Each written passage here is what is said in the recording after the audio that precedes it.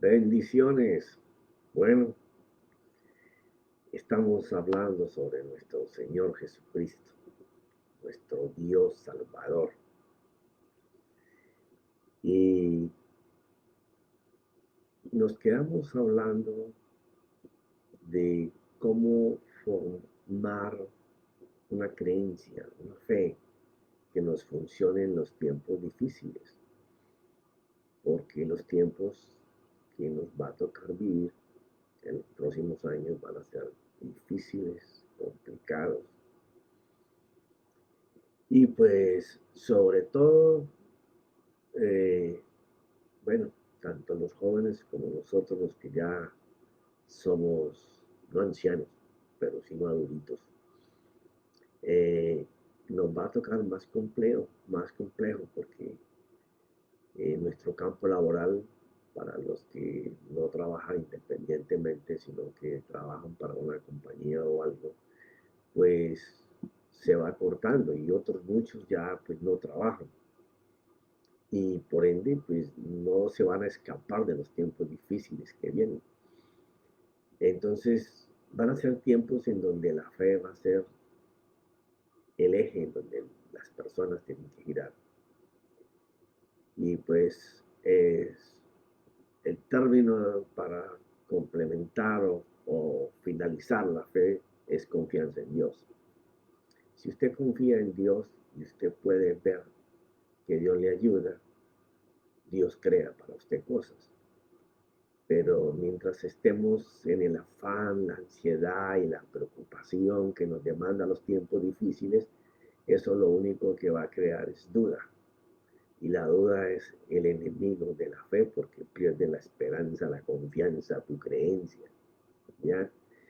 Pero como leímos en el capítulo anterior, mientras nuestros ojos estén puestos en Jesús, que es el creador de la fe, el autor y que probó que la fe funcionaba, pues nosotros no es que vamos a escapar de los tiempos difíciles, sino que vamos a poder vivir en medio de los tiempos difíciles, fortalecidos, con esperanzas, con confianzas en nuestro Dios. Entonces, hoy quiero compartirte a lo mejor gran parte de la introducción en algo que sirvió mucho para mi vida. Eh, yo tengo en el Evangelio 31 años, 34 viví en este país, y creo que mi vida cambió radicalmente en todas las áreas de mi vida en el momento en que yo comencé a confiar en Dios. Entonces, a través de la escritura, te quiero narrar cosas que me hicieron subir de nivel en mi fe. Fue, por ejemplo, Abraham dice que él siempre se mantuvo en esperanza y en confianza como mirando al invisible. Aunque Jesucristo se manifestó en toda la escritura de diferentes maneras, siempre yo observé cómo hombres de Dios que están registrados en la Biblia, sobre todo Ezequiel, Daniel, Abacú, pudieron contemplar a Dios como hombre cuando todavía no se había manifestado como tal. 640, 750, 580 años antes de que el Mesías fuera introducido en este mundo. Porque recuerda, como dice Filipenses, que Él dejó toda su pompa, dejó toda su gloria para venir a ser como uno de nosotros, enseñándonos así que sí se podía lograr. Él vino y se encarnó. No fue que María colocó un óvulo y José colocó la esperma para que saliera Jesús. No, no, no, no. No, no. Él fue colocado enterito en el vientre de María. Ya era Jesús. Por eso es divino, aunque tomó cuerpo humano, dejó de funcionar como Dios para funcionar como hombre y a través de como hombre enseñó cómo dependía de Dios y así funcionó hasta que vino sobre él el poder de Dios en su Espíritu Santo y fue cuando comenzó a poder hacer cosas, porque Jesús no hizo nada antes de los 30 años, solamente en su ministerio después de los 30, cuando el Espíritu Santo vino sobre él, lo cubrió y empezó el poder de Dios a funcionar.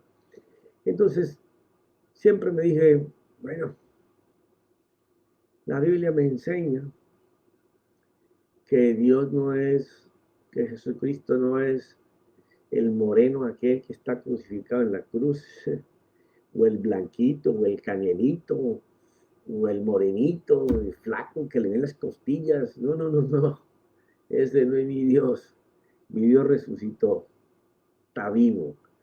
Entonces, yo decía, bueno, si hubiera alguna manera de que yo cuando orase no tuviera que estar mirando lo que yo conocí desde que era niño, que era como la forma de que ese era nuestro Salvador. Y a través de las escrituras aprendí a configurar dentro de mi ser como era mi Señor. Y en los tiempos difíciles, porque hemos tenido tiempos difíciles. Cuando yo venía para este país, me decían que la plata se recogía con una pala, estaba tirada por las calles. No, no, aquí en este país yo aprendí que hay que trabajar con una pala para poder recoger plata. Entonces, aprendí ahí de estos hombres y logré formar dentro de mi culto racional lo que es Jesucristo y está en la escritura.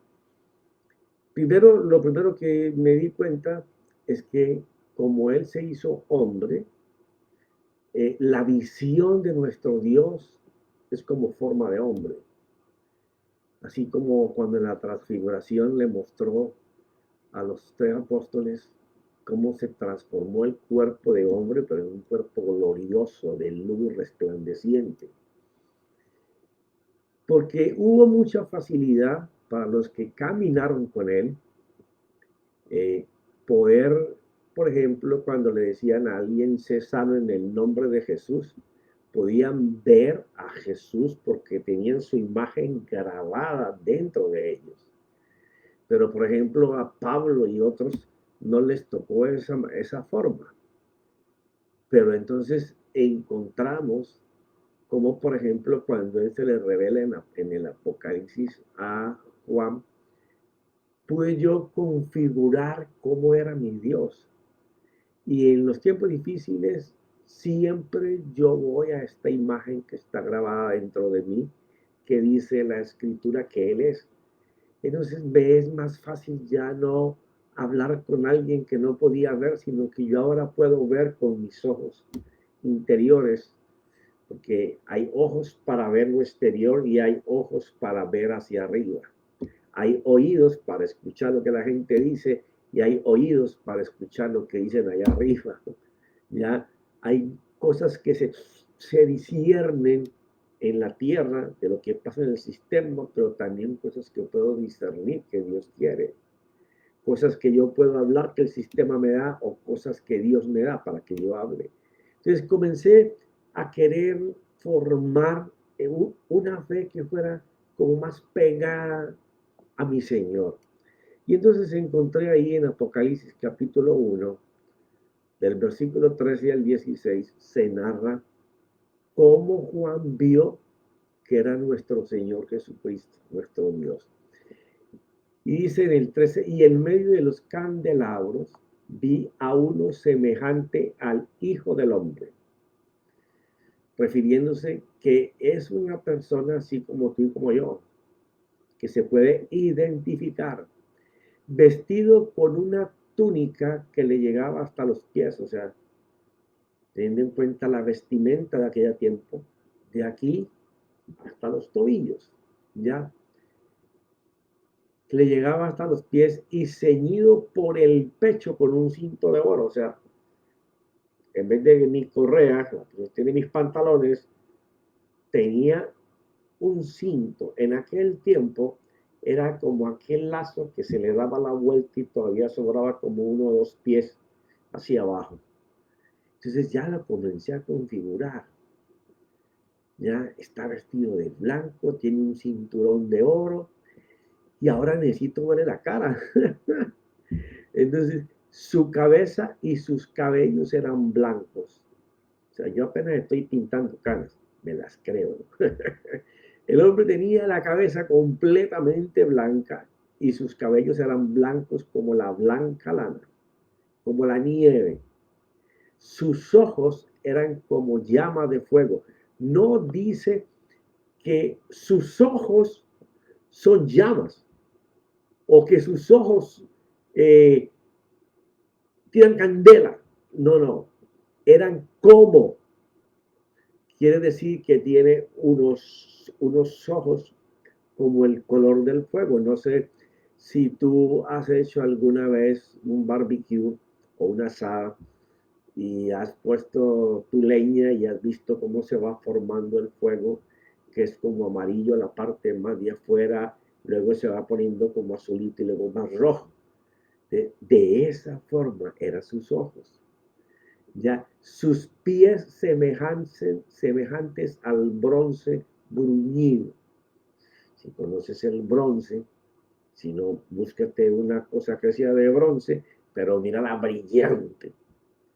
Lo que la túnica dejaba de cubrir eran sus pies. O sea, tú sabes que el bronce no es negro, el bronce no es blanco, y más cuando está pulido, es como un chocolate muy suave, pero brillante. ¿Ya? Bronce fruñido cuando se le ha hecho refulgir en el horno, y su voz como el ruido de muchas aguas. Bueno, a mí me tocó ver cuando era niño crecientes en ríos y el ruido que hace el agua arrastrando piedras, basura, madera. Entonces, eso me dio el poder mirar cómo era la voz de trueno, ¿ya?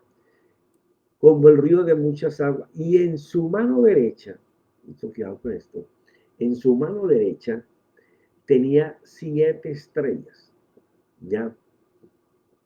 Esto lo representa Abacú, dice, hablando que su mano derecha es el resplandor como la luz y tiene rayos que salen de su mano y ahí se oculta su poder. O sea que de la mano derecha del Señor salen unas virtudes divinas que tienen poder para hacer cosas, ¿ya?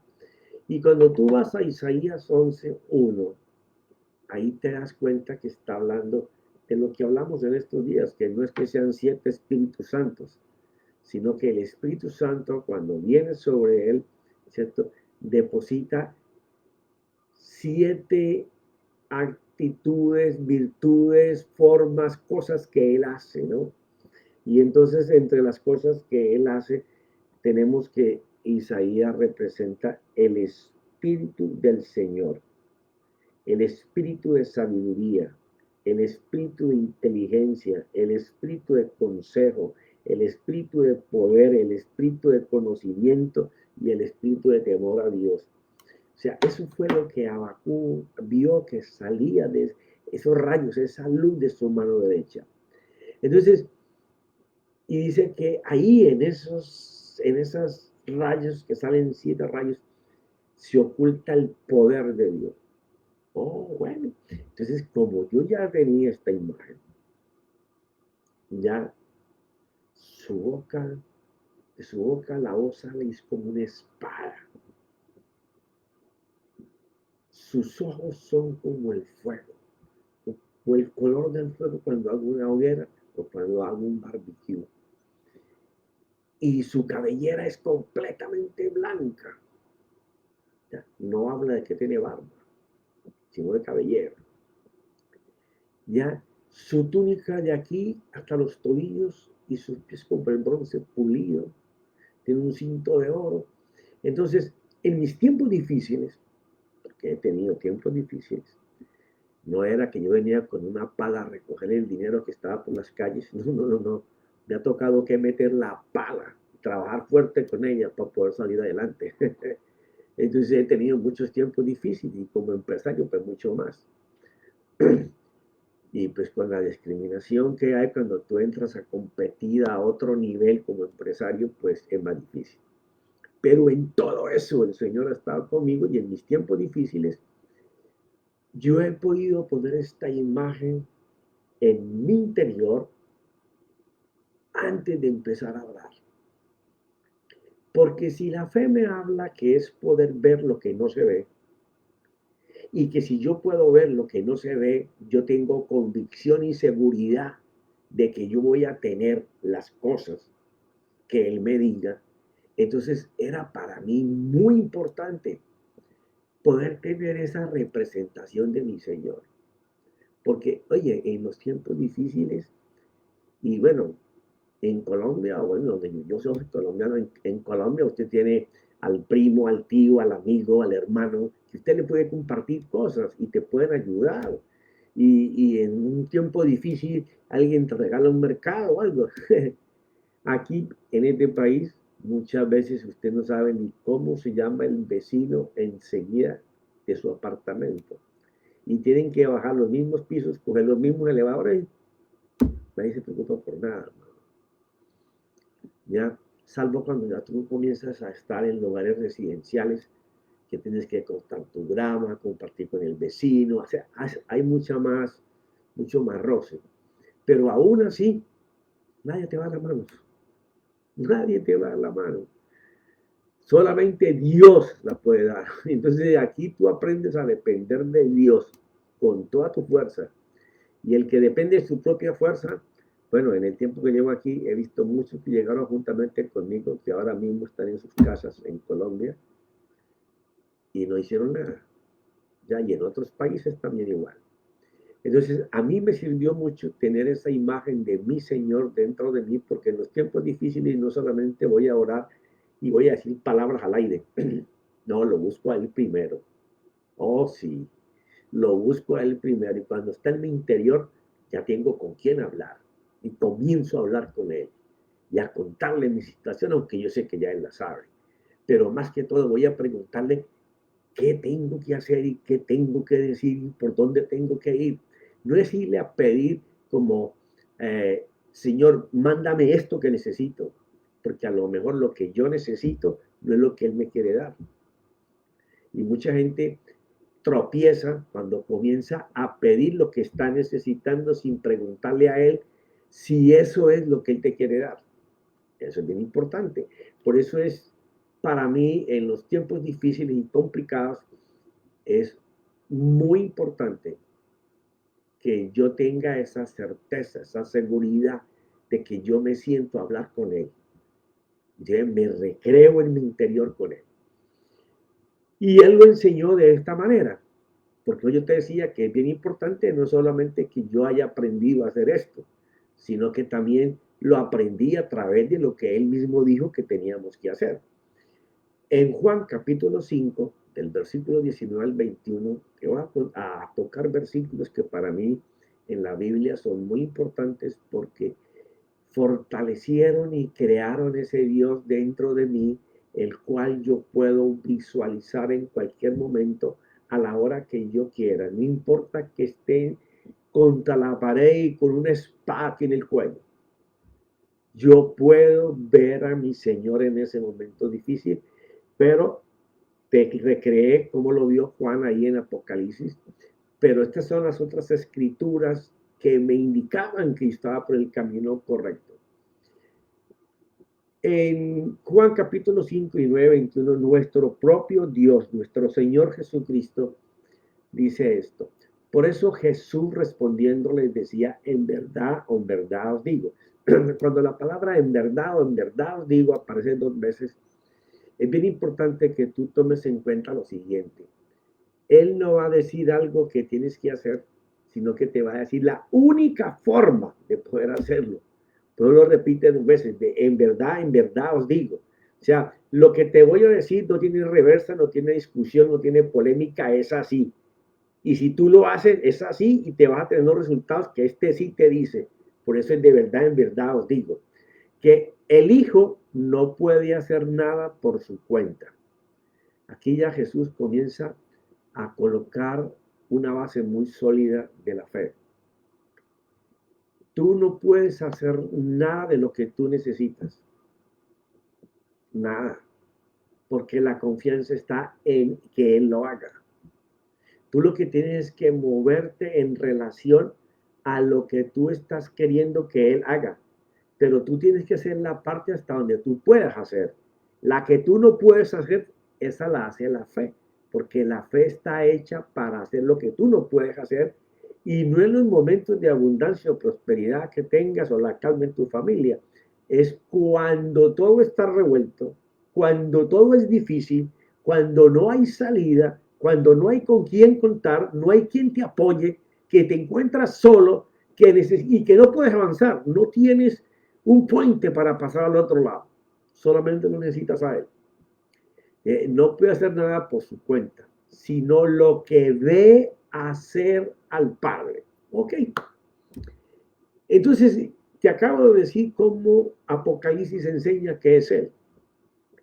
¿Cómo tú vas a ver hacer al Padre hacer algo para ti si tú no puedes ver al Padre o tú no puedes ver al Hijo? En este caso, Jesús. ¿Ya? Pero cuando tú vas a Apocalipsis, el libro que le muestra a Juan todo el final, te vas a encontrar que no encuentras y no la palabra Dios y Jesucristo, Dios y el Cordero. O sea, no aparece la palabra Padre en ningún momento. ¿Por qué razón? Porque hablamos en capítulos anteriores que Dios es uno. Dios es uno. Dios no es tres. Dios es una persona que se manifiesta como persona Padre, como persona Hijo y como persona Espíritu Santo, pero es uno solo. Es uno solo. Cuando Él habla de hagamos al hombre a nuestra imagen y semejanza, está compartiendo con el hombre que sus manifestaciones al hombre están de acuerdo en hacer al hombre divino, sino que el hombre cayó de la divinidad y cayó al pecado. Toda la Biblia es devolviendo al hombre para que se mueva en las cosas divinas. Ok, sino lo que ve hacer al Padre, porque todo lo que hace el Padre, eso también hace el Hijo de igual manera. Ok, si la comunión del Señor Jesucristo, que lo hacía todos los días, todas las noches y las madrugadas, era ir a hablar con el Padre para ver hacer al Padre lo que le estaba indicando que tenía que hacer él. Hay una fórmula aquí. Aquí hay una fórmula del Señor. No nos pongamos a hacer lo que el Padre no nos ha mostrado primero. El Padre preparó las obras para hasta Jesús y todo el Antiguo Testamento.